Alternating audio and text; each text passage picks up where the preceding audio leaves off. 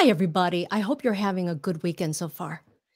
Leyna xin mến chào quý vị và các bạn. Hôm nay không phải là bài học tiếng Anh nha.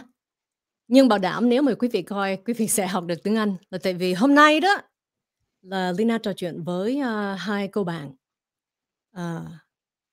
Là ba cô gái Việt Nam đó, ba cô gái Việt kiều đó. Hai người bạn này Leyna không có thân, không có quen, là có nhắn tin qua nhắn tin về vậy đó, nhưng chưa có nói chuyện nên không có biết là tiếng Anh tiếng Việt ra sao, nên bảo đảm quý vị nghe là sẽ nghe được cả tiếng Anh cả tiếng Việt.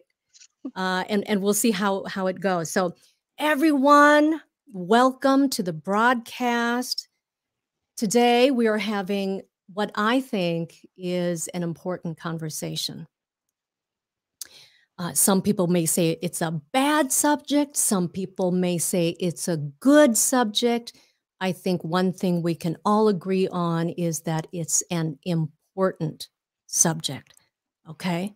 Và trước khi Leyna giới thiệu hai cô bạn đó, thì Leyna muốn nói một điều này với quý vị nha. Là bây giờ mình có thể là mình sẽ không có đồng ý với họ. Okay, you don't have to agree with them. That's okay. I mean, I actually like that. Like, I don't want everyone to agree all the time. One, it's impossible. And two, it would really be boring. Okay, so it's okay to disagree. Ai cũng có ý kiến và những cái kinh nghiệm cá nhân của mình nhé.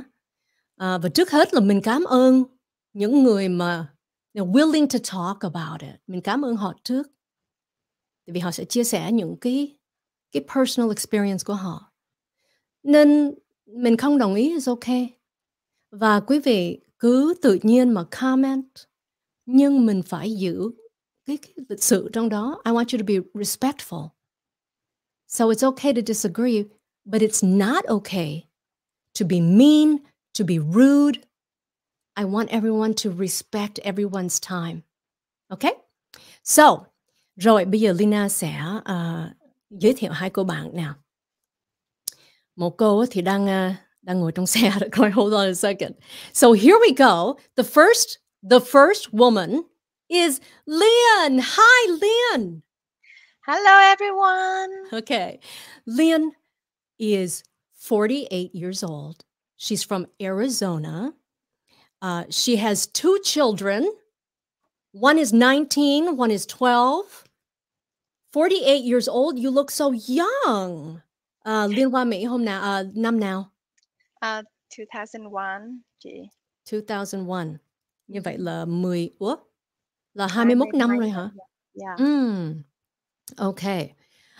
All right, so we're going to learn about Lien's experience after. Còn cái câu thứ hai này nè. Cái câu Lani này nè. Lani thì mới vừa lên nên Leyna chưa có dịp để hỏi tuổi hay là hỏi. So Lani, where are you? Where do you live? Hiện tại trước tiên thì trả lời câu hỏi của chị Leyna, Ngọc Lan xin kính chào, mến chào hai chị Lien và chị Leyna và quý các khán giả của Leyna nhé. So you're from the East Coast, right? East Coast, bên phía đông của nước Mỹ, đó là Georgia, Middle Georgia, nói chung là miền Trung Georgia đó. Miền Trung Georgia, okay. Như vậy Lan bao nhiêu tuổi vậy em? Cái này có thể không có bật mí được. Okay. Tại vì side job của em là cũng là trong cái ngành ca hát nữa, cho nên em thì như vậy thì trong ngành đó thì kêu là không có tuổi. Không tuổi. Tuổi tuổi không phải là nói là có tuổi mà chưa có tên thôi. You know, hồi xưa mà chị đi làm với anh Năm Lộc đó, thì anh Năm Lộc á là lớn tuổi hơn ba của Leyna. Và khi mà mới gặp thì Leyna muốn kêu bằng chú hoặc là bác, là tại vì lớn tuổi hơn cha mẹ mình mà. And he said, oh no. Yeah. Anh em trong nghệ sĩ cứ kêu anh em nhá. I said, okay, bây giờ kêu nó quen miệng rồi. So, okay, Lan, Lan có con không? Cũng có, dạ. Trời. Cũng có. Hơi ấy, không biết nên nói như thế nào, nhưng mà nếu mà ai có follow Lani on cái Facebook hoặc là biết thân rất là thân của Lani là phải nói cái này bật mí được là I'm very proud to be a mother of 6 children. What? I don't think 6 are of yours. All my biological children and naturally birthed, okay? Oh my goodness. Yeah. Wow. Không bật mí tuổi, nhưng mà nói chung là có thể nói là con trai lớn của Lani là năm nay 23 tuổi và bé út trong gia đình là 1 tuổi thôi. Wow. Bạn đâu dễ sợ ha. They keep me Must busy. be very busy, yeah. Nhưng mà cái mà con bao nhiêu tuổi mình cũng không có đoán người mẹ bao nhiêu tuổi được, là tại vì trong này là chị là lớn hơn hai em rồi đó, right? Chắc chắn như vậy rồi đó. Nhưng mà có thể là con chị là nhỏ hơn. Yeah. Okay. Yeah. Thì con lớn của chị là 16 tuổi, đứa con trai 16 tuổi, đứa con gái thì sắp 14 tuổi. So you never know. You never know. Okay, hôm nay mình sẽ nói về ly hôn. Hồi trước giờ Leyna chỉ nghe là ly dị. Okay. Không biết là ly hôn với ly dị nó có khác không? Hay là it's the same thing? I think it's the same thing, chị. I think I would say the same thing, except for ly hôn và ly dị nó khác cái chỗ chỉ là có cái nó gọi là different in languages, giống như là positive and negative language, thì nó nghe lịch sự hơn. Cái chữ ly hôn nó nghe hơi lịch sự, nó lịch sự hơn là ly dị. I see. I think ly hôn is more formal. Oh, okay. Using in like when you write in. Ly dị is more like, when you talk. Oh, okay. Yeah. Okay, I understand. It's the same thing with most languages. Khi mình nói thì nó khác, khi mình viết thì nó khác, right? Nhưng mà cái meaning, cái ý nghĩa, cái từ giống nhau. So today we're talking about divorce. I know it can be a difficult subject to talk about. Và hôm nay đó, I set an alarm là tại vì tối hôm qua khi mà Leyna lên Facebook nói là hôm nay sẽ có một buổi trò chuyện như vậy, thì có một cô nhắn tin cho Leyna và rất là tội. Và cô ấy hôm nay đang xem chương trình này và she wants us to discuss about her situation. So we'll share that in a little bit. But first, if I could ask both of you to share just a little bit of background, when you came to America, when you got married, how long you were married before you got divorced. Who wants to go first? Nobody wants to go first. Okay, I can go first. And hello everyone. Các khán giả thân thương của chị Leyna, maybe có bạn mình ở trong đó hôm nay. I'm really nervous but so excited and happy to be here tonight. So divorce was very painful experience and it's not easy to talk about. And especially in our Vietnamese community, it's a taboo, right? Can I say that right, chị Tina? I'm still your student. Taboo, yeah, it's very taboo. Taboo. Thấy không? Quý vị đã học được tiếng Anh rồi, thấy không? My accent is still really bad. I understand you fine. So I came here in 2001.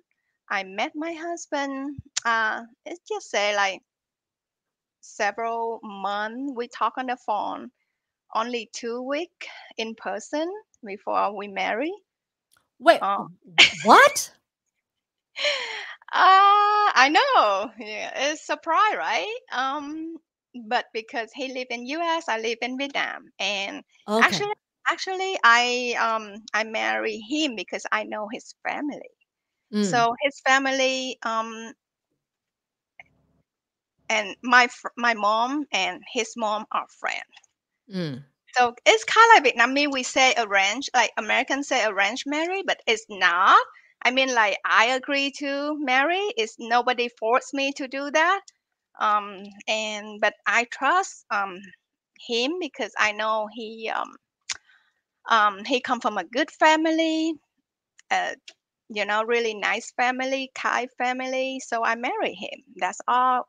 But mình khi mình kết hôn mình rất là mong ước sẽ có một cái cuộc sống hôn nhân tốt đẹp, đâu có ai muốn nghĩ tới ly dị đúng không? Đúng rồi.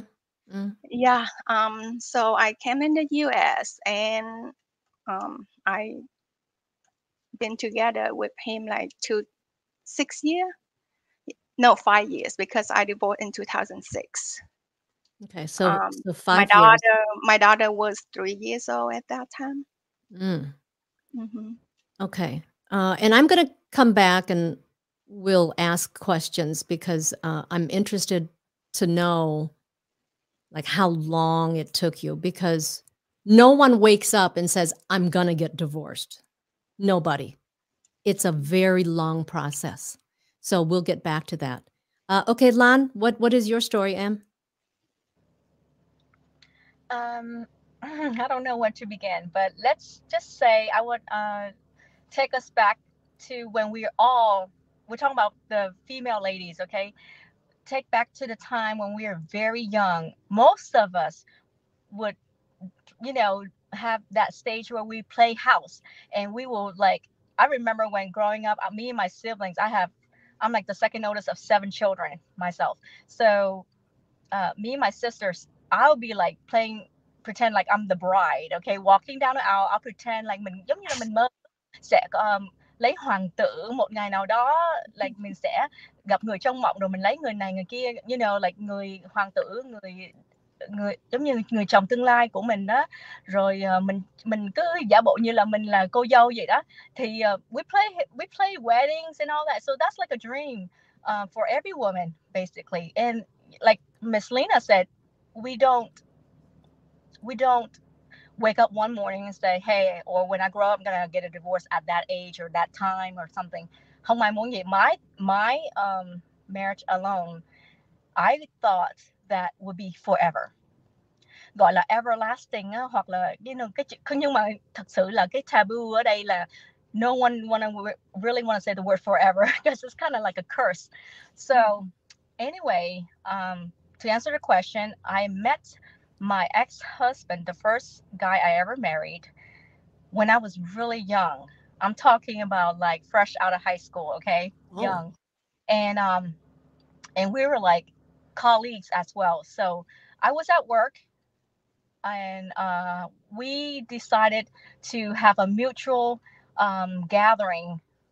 Like I was coming from, at the time I was living in Tampa, Florida, and we took a trip, all of our group of friends together, to Orlando, to I believe it's Cypress Garden or something like that. But anyway, our friends hooked us up. I think he stood out more from among all the guys because he's the most good looking one, right? So he stood out more, and we exchanged numbers and we go from there. Basically we dated, I want to say about 6 months before we actually got married and tied the knots. So okay. And did you have kids with that husband? Yes, we have 3 grown kids. Well, they're grown now, but 3 kids together. Okay. So, and then how long were you together before you divorced? A little bit over 17 years. Wow, you were married for 17 years. Mm-hmm. Wow. Yes. Okay. So, like I said, you never predict that day would come. Right. Of course not. Mm-hmm. So, Leyna lập gia đình trẻ lắm. Khi đó là 36, 37 tuổi, gần 37 tuổi mới lấy chồng. Là tại vì mình lo việc, mình lo công việc, sự nghiệp của mình đó. So, my career and I felt too busy. Rồi cái relationship mà giữa Leyna với gia đình á, we're very close, very, very close. Nhưng không có close đến nỗi mà mình tâm sự với mẹ về bạn trai or anything like that. So not that kind of relationship, which I think is pretty normal for a traditional Vietnamese family, phải không? Là trong nhà là cha mẹ nói gì là con nghe, chứ không có phải là bạn không có tâm sự, không có mấy cái đó, right? Nhưng mà khi đó là 36 tuổi là bắt đầu má Leyna bắt đầu nói là trời, già đầu rồi tại sao không chịu lấy chồng cho rồi. Đấy. Là tự nhiên là từ mình cứ tưởng tượng như là từ một đứa con nít rồi bây giờ mẹ nói là tại sao không đi lấy chồng cho rồi. So and I didn't want to get divorced. So I waited a long time. And I met my husband at work, which is how a lot of people meet their spouses, right? It's all your surrounding. And we were together, I believe, like almost 8 years. So, and we had 2 children. Now I want to go back and I want to try to understand like what happened. And I know that that's a broad question. Nhưng mà, like, what happened? Was it a bad relationship? Did you feel something that made you go down this road? Lien? It's been 16 years, 16 năm rồi. Em cũng không còn để trong lòng những chuyện buồn nữa, cũng không còn nhớ hết mọi sự việc. Chỉ có điều là mình chỉ nhớ là không có cái sự đồng cảm trong rất là nhiều sự việc. Điều quan trọng nữa đó là cái người đàn ông Việt Nam á, thường hay muốn chứng tỏ với gia đình của anh ta là anh ta không có sợ vợ. You know what I mean? Because Vietnamese men always show up like, mình không có sợ vợ cho nên mình phải chứng tỏ thế nào là mình lúc nào mình cũng không có nể vợ. Cho nên thì thường những cái hành động rồi lời nói rất là vô tình. Cho nên cái relationship never last. And then cái điều khác is more important that if you don't respect each other in the relationship, it's never last. Nhưng mà did it start out okay? No. Okay. A lot of things is different from the beginning. When I came to US, I'm an independent girl and really strong. And I graduate college in Vietnam already. I work in a big company there. And I came here, it's like everything becomes zero. So that's why, but he doesn't understand and nobody support me go back to school or do anything that, like back to normal. And then that's why my life and his life is kind of like going two different directions. And it's hard because if you're not the same level, not the same life perspective, and then it's really hard to go together in the same direction, and it just more and more and more. It just add up, It's hard to, like, now 16 years I cannot remember all the story, but I remember it's like I cry almost every other weeks, during the first 5 years that I've been in US.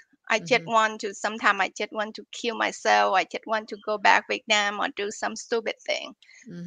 But finally I got over and I'm really like successful and independent now. Good for you. Yep. Can I ask, did you share with your family? Like, did your mom and dad know you were unhappy? I don't share at all. Until like I cannot suffer anymore, and I call both sides. I call my ex-parent and my mom. I don't have my dad. My dad passed away when I was 17 years old. So I only have my mom with me.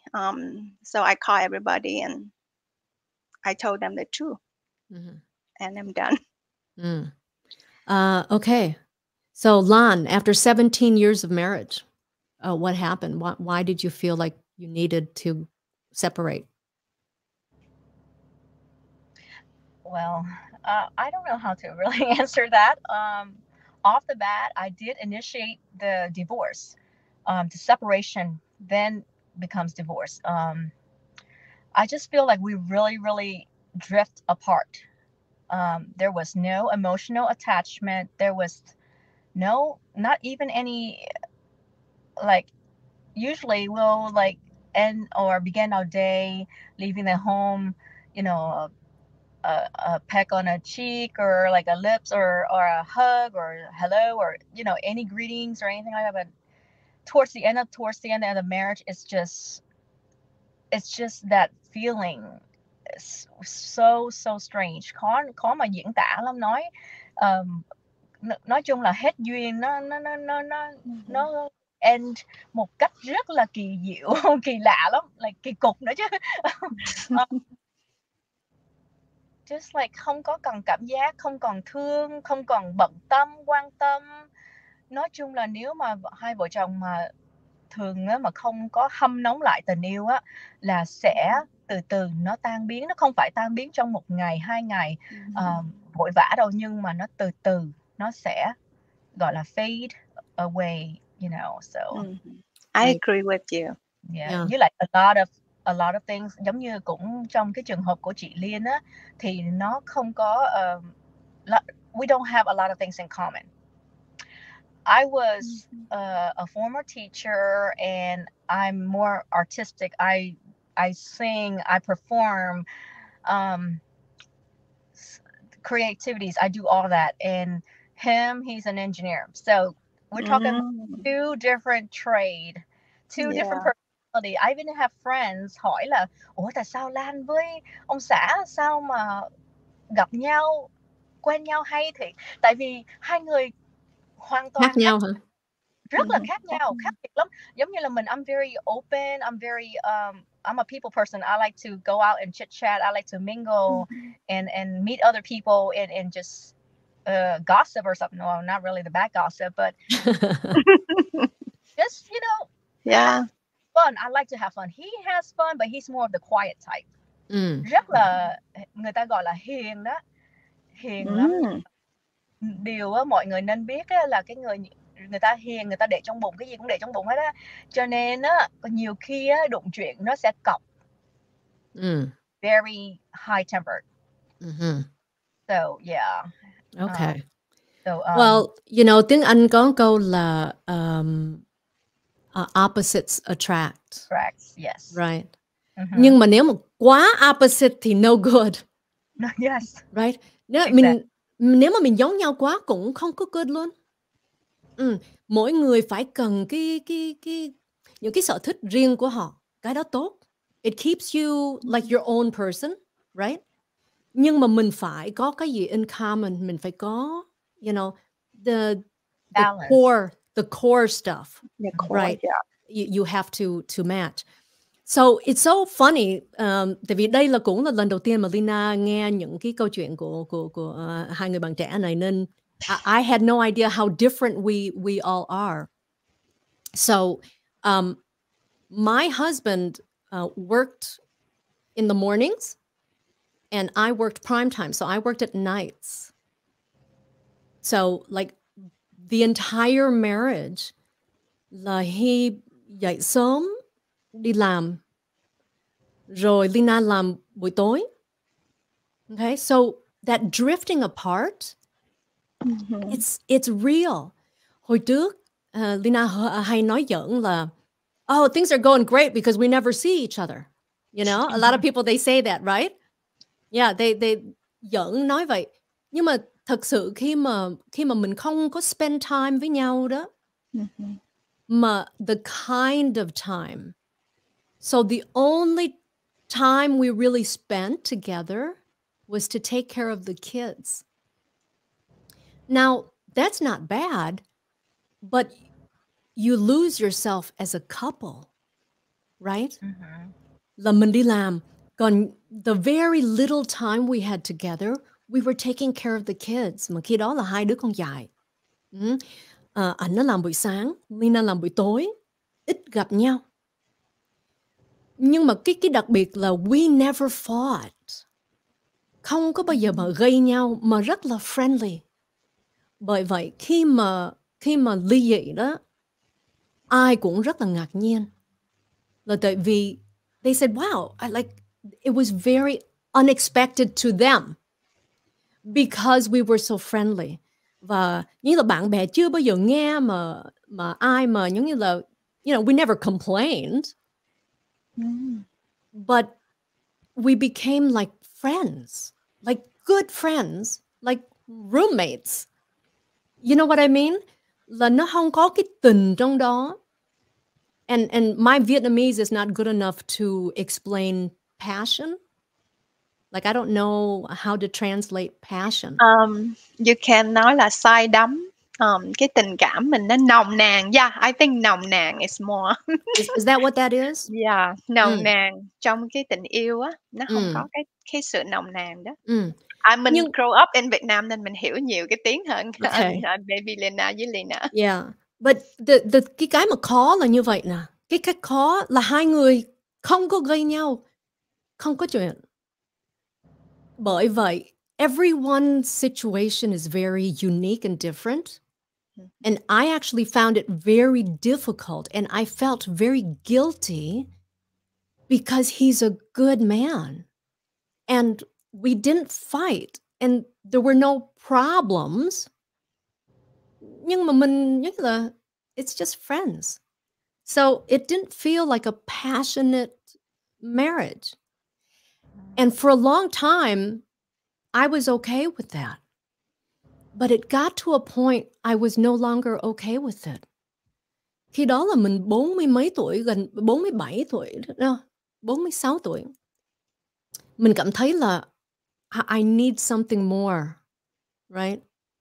Là nếu mà chỉ là take care với hai đứa con thôi là, well, anyone can do that. But I wanted something more. Cái hạnh phúc riêng cho mình nó rất là quan trọng. Nhưng mà người phụ nữ Việt Nam á, thì họ rất là hy sinh cho mọi người khác. Right? Oh my gosh, we take care of our kids, we take care of our husband, we take care of our family, we take care of our friends. We take care of everybody, but we don't take care of ourselves. Yeah. And so at one point, I just feel like I needed something more. Nhưng mà lúc đó, trời ơi, sợ nhất là sợ cha mẹ. Biết là ba má sẽ buồn, biết ba má sẽ không chịu. The first time I told my mom, oh my God, she was so upset. She was so mad. And she blamed me. Okay, she blamed me. And I knew she was going to. Bởi vì Leyna rất là sợ. Tại vì má nói là, nó my husband, okay? Nó thương con, nó thương vợ, nó không có rượu chè, nó không có gái, nó không có này, nó có cái kia. Tại sao mà bây giờ mình muốn gì nữa? You know? Yes, that's true. But I didn't know how to explain passion to my mom when we never talked about that stuff. So I'm interested in knowing when you told your parents, like, were you afraid to? Lan, khi mà Lan phải nói cho cha mẹ biết, mình có sợ không? Lan thì ngược lại, Lan không sợ. Oh, really? Wow. Rất là gan lắm. Tại vì á, lúc mà báo tin cho bố mẹ đó là cũng mất khoảng một thời gian mới nói, là khoảng vài tháng sau mới nói. Thì lúc đó mình giữ lấy can đảm để mình giữ lấy can đảm, đừng có hồi hộp, bình tĩnh lại nói. Nhưng mà lúc đó cũng giống như chị Leyna là cái người đầu tiên là Lan nói là với mẹ, mà mẹ rất là buồn đến nỗi mà khóc luôn.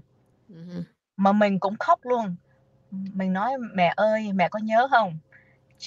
She blamed me too. What's wrong with him? Có gì đâu mà tụi con, like, we never fight. Like, nhiều khi mà vợ chồng nào cũng nói chung là cũng có cãi vã với nhau, nhưng mà có nhiều khi Tài ở nhà không có chia sẻ nhiều, mà mình có chia sẻ thì lâu lâu có chia sẻ. Big fights, little fights we don't.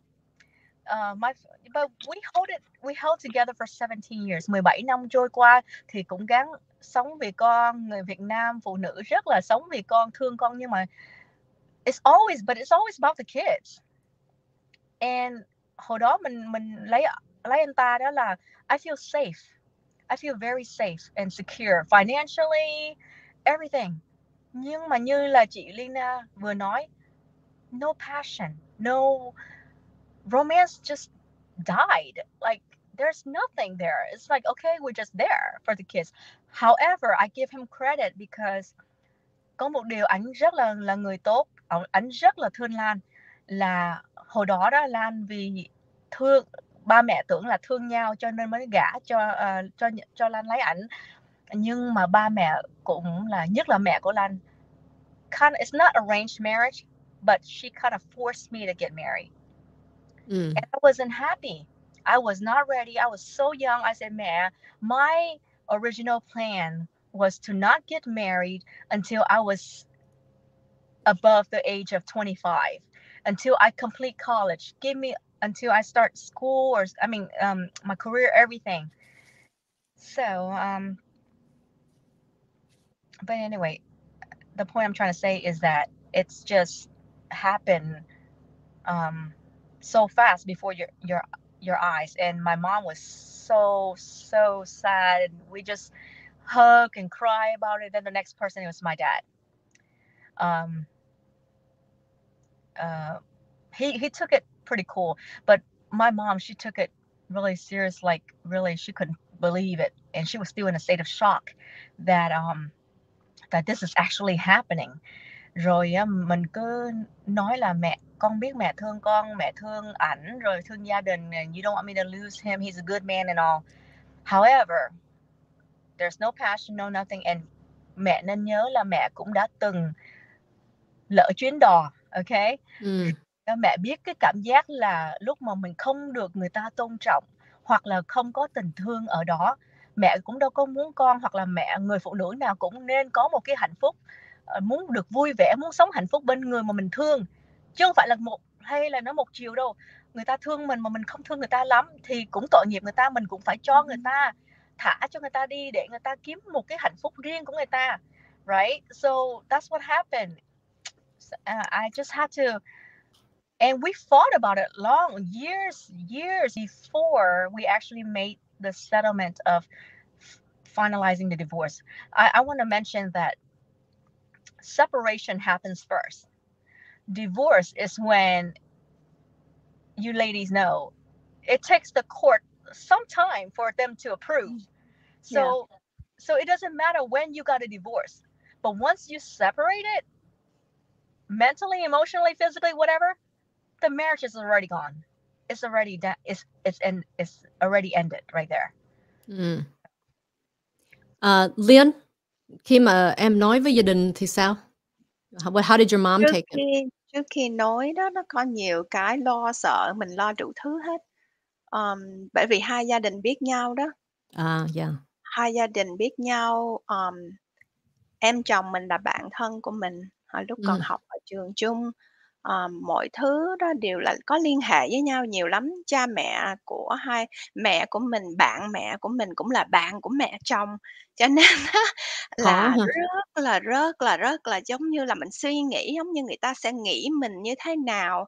Người ta sẽ nghĩ mình là đi qua Mỹ rồi xong rồi bỏ cái anh chàng này, coi thường, hay là có nhiều cái áp lực rất là nhiều mà mình suy nghĩ, mình cứ sợ, cứ sống cho người khác nhiều hơn.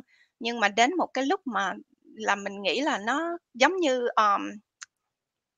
Leni say á, là mình không có, giống như mình hết cái feeling rồi. Cái feeling là even like someone like he touched me, là không có còn một cái gì mà mình cảm thấy là còn happy nữa. Cho nên là mình không có thể là tới một cái mức là tự nhiên đó là hết duyên đó. Giống như Lani nói, đúng là tới một cái lúc mình chịu đựng là 4-5 năm, nhưng mà tới có một cái thời điểm mà nó đến giống như mỗi ngày nó add in one and one and one and one until you cannot suffer anymore. And and khi mà quyết định là coi như mình cảm thấy không có còn cái feeling gì nữa thì là mình quyết định ly dị đó. Thì mẹ mình cũng biết, tại vì cái trường hợp mình thì khác với chị Leyna với lại Lani, but because I fight a lot, like we have a lot of fight and like khóc. Con nó cũng thấy, rồi trong gia đình nó không có cái hòa khí đó, cho nên á là mẹ mình cũng cũng sống chung mà, cho nên cũng biết được, cũng thấy được điều đó. Cho nên nó cũng không có gì ngạc nhiên lắm, nhưng mà có điều mình không có share hết những cái nỗi đau khổ hay là cái sự chịu đựng của mình á, trong những cái vấn đề vợ chồng mà khi mà mình vẫn còn sống chung thì mình không có thể nào nói một cái gì để cho cái người chồng của mình trước mặt gia đình mình là mất mặt hay là cái gì đó, cho nên là mình lúc nào mình cũng giữ cái việc riêng của mình không có share. Thì tới cái lúc mà mình quyết định rồi á, thì mình kêu, cả mẹ mình và, ba má của ảnh ngồi lại á, thì mình nói hết là lúc đó có nhiều cái mẹ mình cũng rất là ngạc nhiên là không có biết là những cái năm mình mới qua Mỹ đó, nó có những cái chuyện đó xảy ra, nhưng mà mình giấu kín hết. Rồi mẹ cũng buồn, bởi vì cũng đã có đứa con gái rồi đó, thành ra là cũng sợ đủ thứ. Nhưng mà, có điều là mình chỉ có bị áp lực bởi vì cái chuyện là hai gia đình biết nhau. Khó Cho hả? nên á là bạn bè tất cả ai cũng biết và Hy rất là hiền, rất là tốt, người không có cái gì mà để là mình có thể nói là giống như là khi mình ly dị ai cũng nhìn mình giống như một người rất là xấu. Mình bỏ anh ta vì anh ta không có học thức bằng mình, hay là không có cái này cái kia, đại khái là có những cái mà người ngoài người ta cứ nhìn vô là người ta cứ nói là người anh đó hiền như thế mà tại sao mình lại bỏ. Nhưng mà thật sự ai sống trong cái cuộc sống vợ chồng thì mới hiểu được là cái nỗi khổ của mình như thế nào. Cho nên có những cái người đàn ông á, họ ra ngoài lúc nào họ cũng rất là nice với mọi người, nhưng mà khi về nhà nói chuyện với vợ thì cộc lốc, hay là nói rất là, nói năng không có respect, người vợ, hoặc là muốn làm gì thì làm. Thì cái đó đó là càng ngày mỗi ngày mình chịu đựng, we suffer, nhưng mà mình hông có thể nào một ngày nó ác lên more and more and more, and then it's done, it's over. Cái đó nó khó có nói là cái lúc nào là mình sẽ done, mình hông biết được, cái đó là theo cái feeling của mình thôi. Cho nên á, nhưng mà mình cũng rất là tôn trọng, nhưng mà cái người Việt Nam mình á, ly dị đó, có những cái việc xảy ra đó là có nhiều người họ hay nói xấu gia đình chồng, hay là nói xấu, người cha đối với con của mình đó, thì cái điều đó không có nên. Mình giữ cho tới coi như là con gái của mình lúc nào cũng phải là biết tới cha, rồi biết tới ông nội, bà nội, cả gia đình bên nội, thành ra là mình cứ sống tốt thôi. Thì cái lúc mà mình ly dị có rất là nhiều người họ phê phán mình đủ thứ, mình rất là khổ, mình cũng buồn lắm, khóc rất là nhiều. Nhưng mà 3-4 năm sau tự động chị, mọi thứ nó sẽ đâu vào đó. Everybody, calm down, nobody talk about you anymore. And then you have your own life. Nobody kind of care about that anymore. Yeah. And just enjoy my life now. So it's kind of like it's really tough to make decision, but when you get over, you will enjoy your life. Yeah. My cái situation của Leyna khác là nơi cái chỗ là sau khi mà separate rồi đó là hai vợ chồng ngồi xuống nói chuyện là tính là quyết định là sẽ ly dị đó. We lived in the same house for more than a year after. Là tại vì hai đứa con còn nhỏ và tại vì hai người không có gây nhau, nó không có trong nhà nó không có cái không khí is still very normal and happy. So we lived together for over a year, and it was weird because people didn't understand. And then cái back end đó, sau khi đó chắc cũng hơn 9 tháng, khi đó là mình bắt đầu là quen với người khác, right? But we still live together, and I know for some people that's so weird. Là tại vì I hear a lot, nhất là với người Việt Nam, khi mà ly dị rồi đó là không nhìn mặt nhau nữa, right? They don't even want to look at each other. And some trường hợp là còn nói xấu nhau và dành cái này dành cái kia. And thank God we did not have that. Nhưng mà cái mà mình cứ ở trong cái trường hợp đó vì con cái đó, thì Leyna nghĩ nhiều lúc that is the wrong thing to do. Tại sao? Là tại vì con của mình nó đang, like they learn from us, right? They soak everything in. They feel it, they see it, they hear it. Và nếu trong nhà không có hạnh phúc, không có vui vẻ đó, then what are we teaching our children, right? I want them to see mom and dad là phải là thương nhau. Okay, I want them to see that. I want them to feel that. I don't want them to think it's normal. Nếu mà hai vợ chồng không có hạnh phúc, không có vui vẻ, mà cứ ở với nhau như vậy, our children learn from that. And theo cá nhân Leyna nghĩ, that is the wrong message to send them. Bởi vậy rất là nhiều người là muốn đợi khi mà nó ra trường high school, rồi đợi khi mà nó ra trường college, cứ là cứ đợi. And I actually think it's easier when the kids are younger. So when I got divorced, they were, they were like 7, 8, almost 8, 7 years old. Mm-hmm. And I think it was easier then than if you wait a little bit and they're a little bit older. But that's just my personal experience.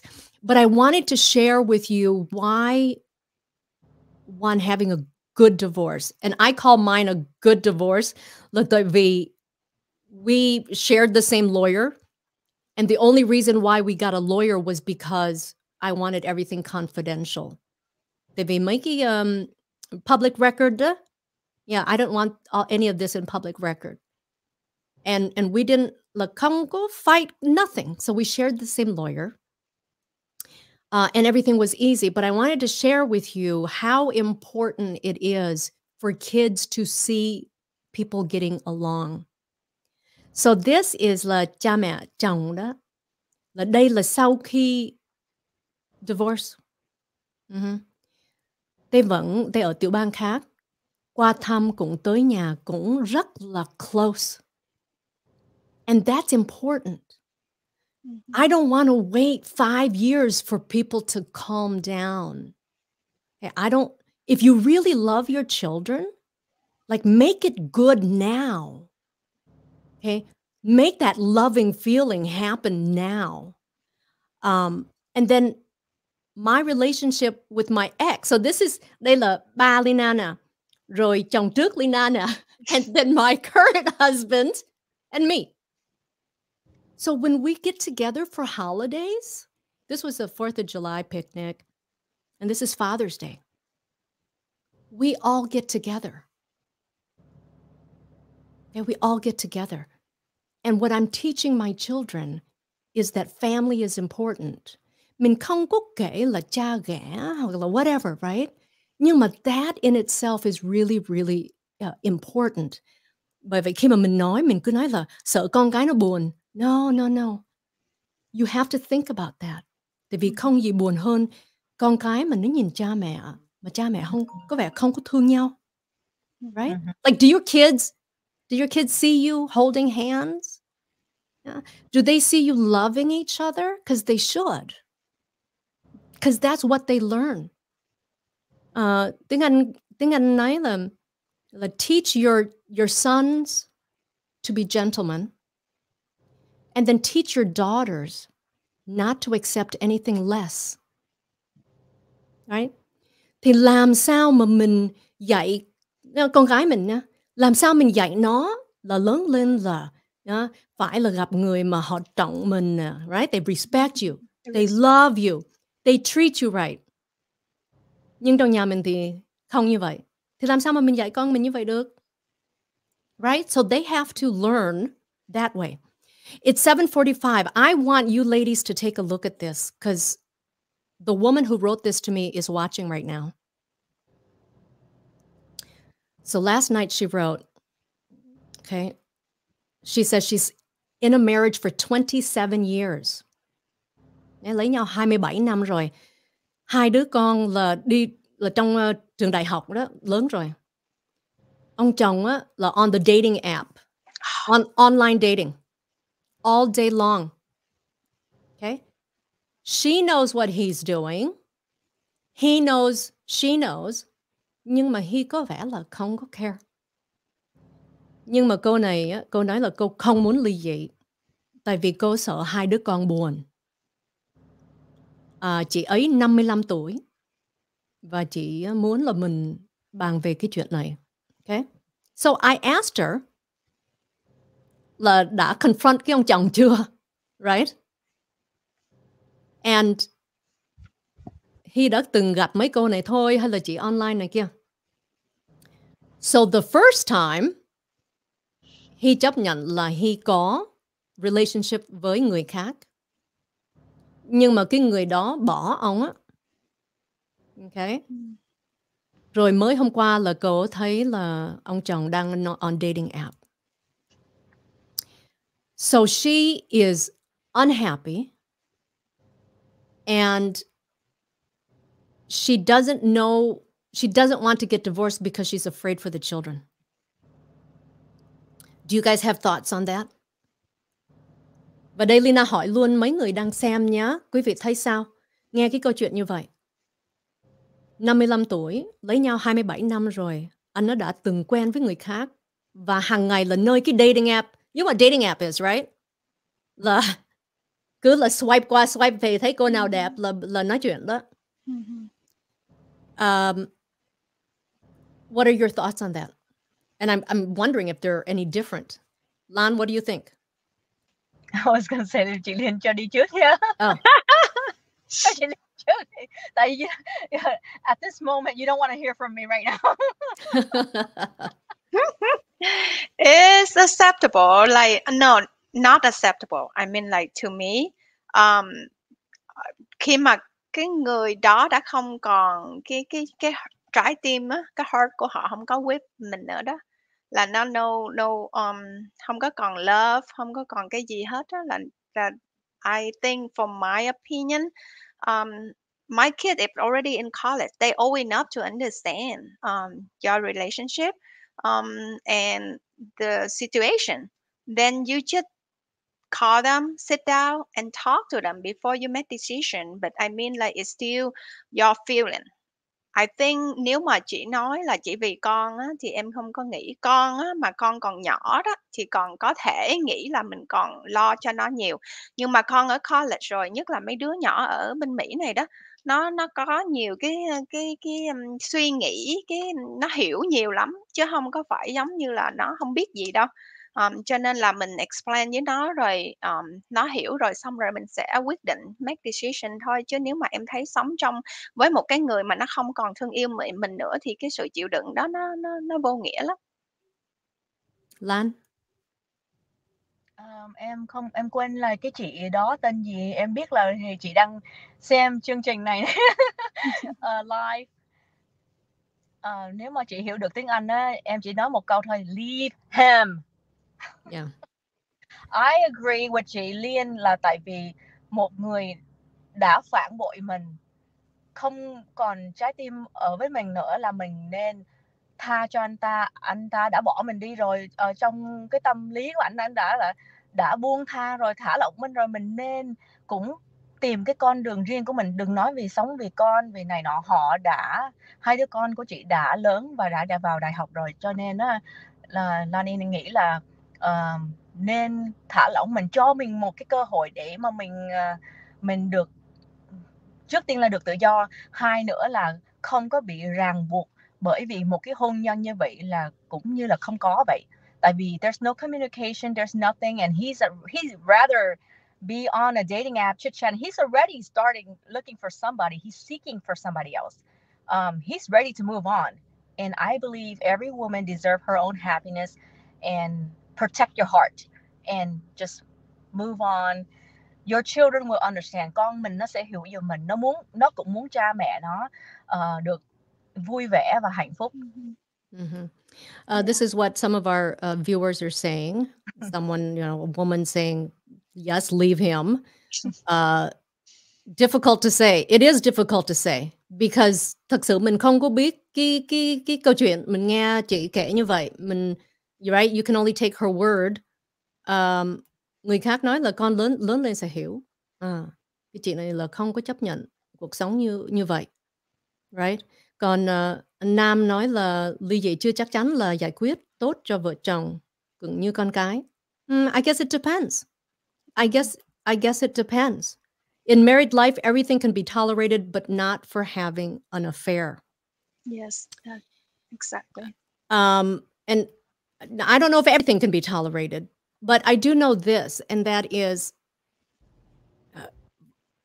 you don't have time. No one has time, right? The time we have on this earth is so limited. Và khi mà mình ở tuổi này đó, chị ấy 55 tuổi rồi.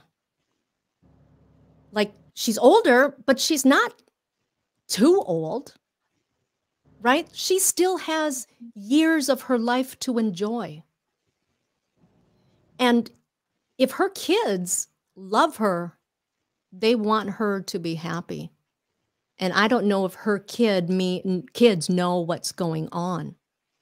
Leyna có vài cô bạn đang trong trường hợp rất là tội. Một cô á là không có hạnh phúc với chồng. Ông chồng bác sĩ. Okay, giỏi lắm. Right? He makes a lot of money. But he's not very loving with her. He is like her boss. And she cries all the time. Lien hồi nãy em có kể đó. Là cứ buồn rầu mà cứ khóc hoài à. Okay. Con cái đi chơi banh thì cô này ngồi trong xe chờ để đón con á, cô ngồi trong xe khóc. She's so unhappy. She trẻ tuổi hơn, nhỏ tuổi hơn Leyna. So I always have to ask là, think how many more years you have left. And how do you want to live the rest of those years? Is your life over? No, it's not over, right? So you need, and then nhiều lúc khi mình trong cái trường hợp đó nó rất là khó, right? Ai nhìn vô cũng thấy tội. Ai cũng khuyên. Even her family.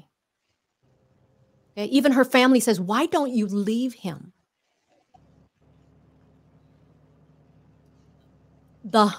The harder thing to do, though, is to leave. Mình đừng có nghĩ là tại vì mình strong mà mình chịu đựng. That's wrong. Cái khó nhất là cái mà đi đó, cái mà quyết định đi, cái đó rất là khó. Không có dễ đâu. Có thể là có nhiều người họ, thay vợ thay chồng như thay áo is what I always hear people say. Yes. Nhưng mà most people, they go through hell. They go through hell to make that decision and to go through with it. Right? It's not something, I know I didn't take it I didn't take it lightly. It was life-changing. I didn't want to do it. But bây giờ đó, when you look back, like, do you guys feel like you made the right decision? Lan, why don't you go first for a change? Yes, we switch. Oh yes. Oh my gosh. I can tell you guys, ladies, I'm telling you, cái khó nhất đúng là nói là cái người mà bước ra khỏi cửa đó, bước đi đó, bỏ đi á. Nói thì dễ lắm nhưng mà đi thì càng khó. Nhất là when you have children involved. When you say you want to live for your children, but I come to the point where, you know what, my children sees me cry daily. They sees me suffering on the inside and outside. Cái năm cuối mà trước khi Lan quyết định ly dị đó là cái năm đó nó đau đớn vô cùng, tại vì khóc mà khóc thầm á, ở trong đêm nằm ngủ khóc. Nhưng có điều á, I give my ex-husband credit is trong cái suốt 17 năm mà ở với nhau á, chưa hề một ngày một lần nào đó ảnh ngủ riêng. He never sleep from me separately. He never leave my side in bed. I give him that credit. However, towards the end of marriage, there was a little ups and downs here and there.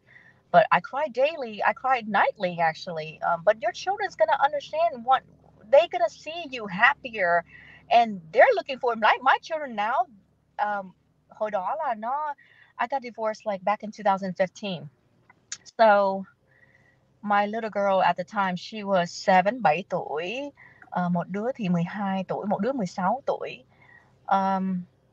They didn't know what's going on because I wouldn't say it was a healthy divorce. I would say it's mild. It was okay.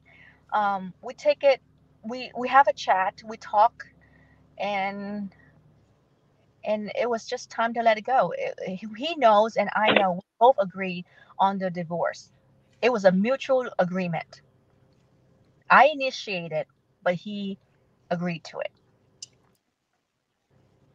So, but basically, you just suffering on the inside. You couldn't take it anymore to the point where you have to say, let it go.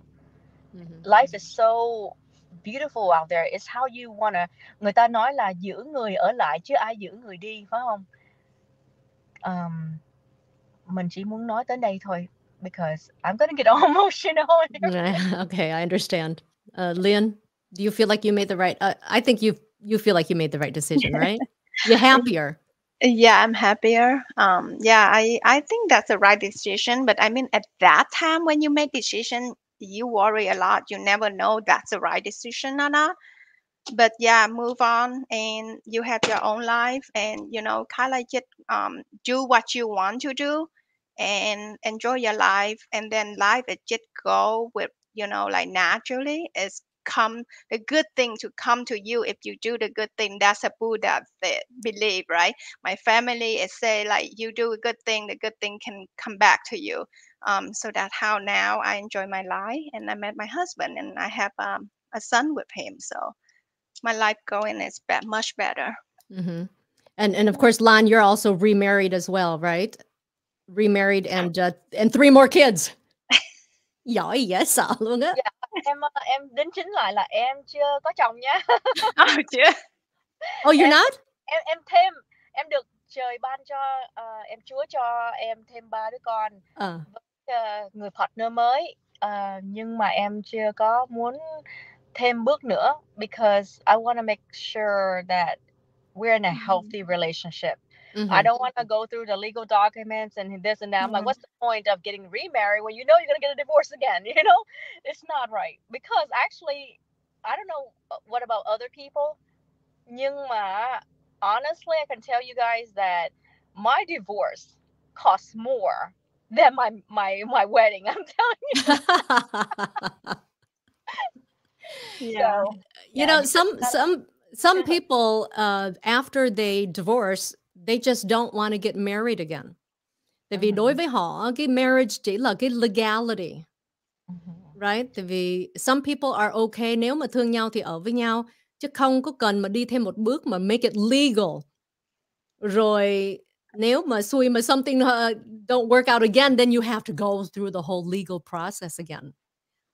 Right? So some people think that. Lien tính nói gì vậy?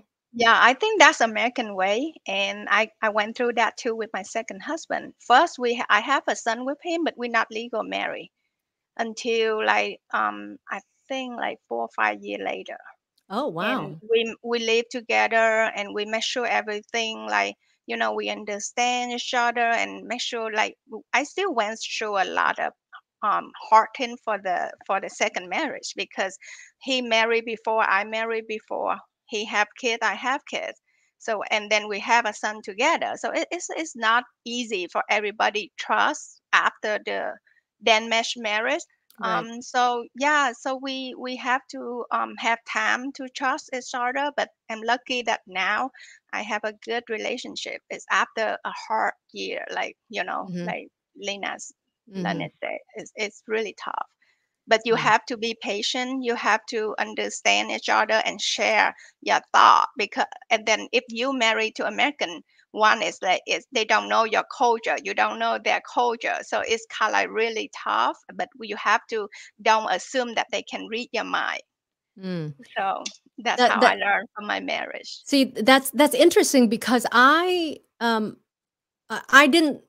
wasn't against marriage again, but I had no plans for it. Yeah, But oh my God, I'm gonna sound like I'm gonna sound like a little teenage girl right now, okay? Like a 53-year-old teenage girl.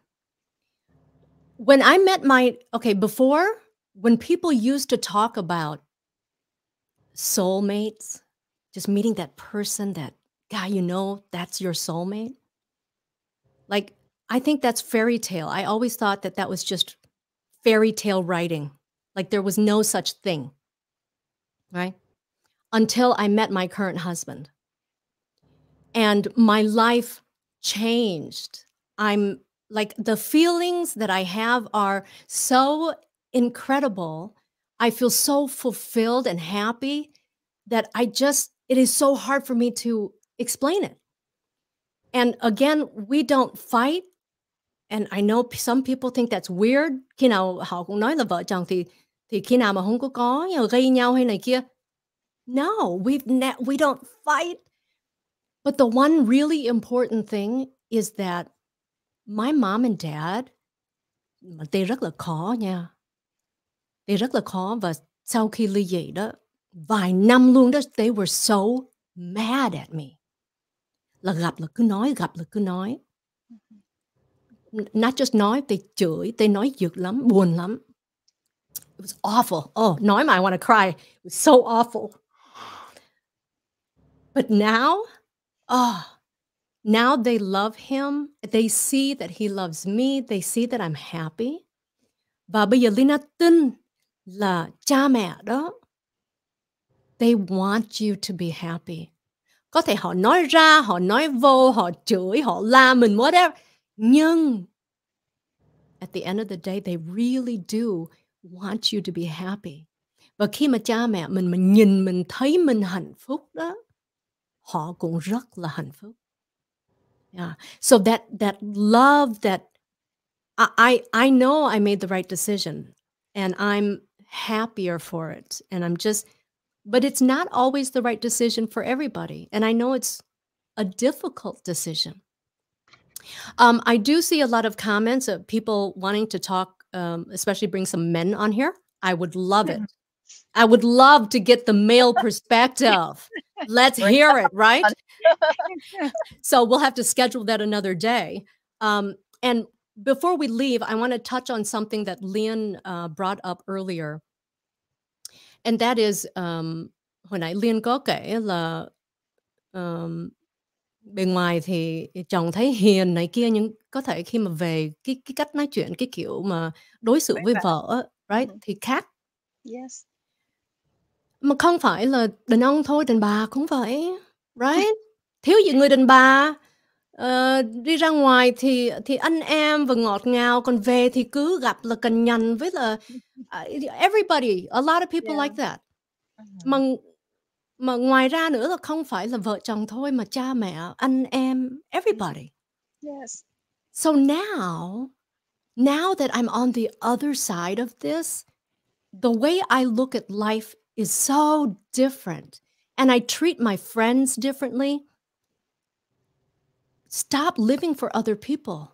Nếu mà quý vị chỉ là sống cho thiên hạ, chỉ sống bề ngoài thôi, mà mình về nhà mình không có hạnh phúc. Cái cách mình nói chuyện với vợ chồng, cái cách mình nói chuyện với con cái, that's when you should be nicest, right? Yes. All the love you have, give it out right there at home. Why do you save the good stuff for thiên hạ? Tại vì sao tại vì mình không có sợ mất lòng thiên hạ. Mình sợ mất lòng thiên hạ, mình không sợ mất lòng người thân. Right? And that's wrong. That's wrong. So, quý vị đang coi chương trình đó. Okay, I want you to just remember that. Okay? Nếu mà mình đối xử trong nhà mình á, okay, với người thân của mình á, tốt như mình đối xử với thiên hạ thì mình sẽ hạnh phúc đến cỡ nào. Right? Những cái lời mình nói ra đó, nếu mà không cần nói thì don't say it. Cái mà nitpick, I still don't know how to say that in Vietnamese. You know, what? Nitpick không biết phải là cằn nhằn hay là Nitpick is more, I think, giống như tỉ mỉ, xăm xôi bất cứ một cái việc gì rất là nhỏ ở trong nhà đó là mình cứ phải giống như cứ để ý tới những cái chuyện đó rồi làm cho bực mình rồi nói tới nói lui á. Right. Yeah. Nhưng mà quý vị coi, nếu mà khi mà quý vị đối với người ngoài đó, mình đâu có cái tính đó đâu, right? Mà mặc dù mình nghĩ, có thể là mình nghĩ gì đó, nhưng mà mình không có nói ra là tại vì mình sợ mất lòng họ. Nhưng mà họ là người dân. Về nhà không có sợ mất lòng ai hết trơn á. Right? Nói ra những cái lời không có nên nói, không có cần nói. Right? So I think everyone would be happier if mình bớt cái đó một chút thôi. Và bên cạnh đó đó, cố gắng để mình cố ý mình nói những cái lời mà cho nó nice, okay? Cho nó ngọt ngào một chút. Tại sao mình ngọt ngào với người thiên hạ mà về nhà thì không? So I just give them a little more love at home, and I things would just be so much better for everybody, right? Like talk to your kids the way you talk to your dog. Like I love my dog, right? But yeah, let's để ý ở nhà hơn, Còn forget cái mà sống cho thiên hạ là khổ lắm quý vị ơi. Mình sống mình cứ sợ mất mặt, mình cứ sợ thiên hạ sẽ nói này nói kia. Nhưng mà khi mình về nhà họ có về ở chung với mình không? No. Right? Mình khổ họ khổ theo với mình không? No. So let's just be a little bit happier at home. And okay, enough. I know it was a very serious subject. Thank you, ladies, Lan với Lien.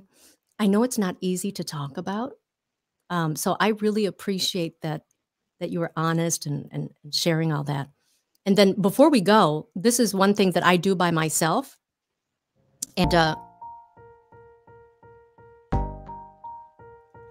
I love your music. You do? You like it? Mm-hmm. Okay, everybody, time to bring it down. Relax. Okay. So Lan Ngọc Lan, you're on Facebook, right? I've seen your pictures. You sing. I'm gonna link in details your information, both of you ladies, if you allow me to, in case there's anyone who wants to reach out, talk, share, follow, right? Comment. Okay. Thank you, Lan. Lan ngồi trong xe nãy giờ nói chuyện vui quá. Cảm ơn Lan nha. Cảm ơn Lien. Như vậy là mình làm được thêm 2 người bạn mới rồi đó. New friends! Happy Saturday, everybody. Wishing everyone love. Thank you for sharing your stories. Go home. Love And happy everybody. Father's Day to everyone too. Happy Father's Day. We know good men. We love men. Đừng có hiểu lầm nhá. We don't hate men. We love the men in our lives right now. And we're lucky, right? Okay, everybody. See you later. Thank you, Leyna. Nice to see all you guys. Bye. See you next time, everybody. Thank you. Bye-bye. Bye. Take care.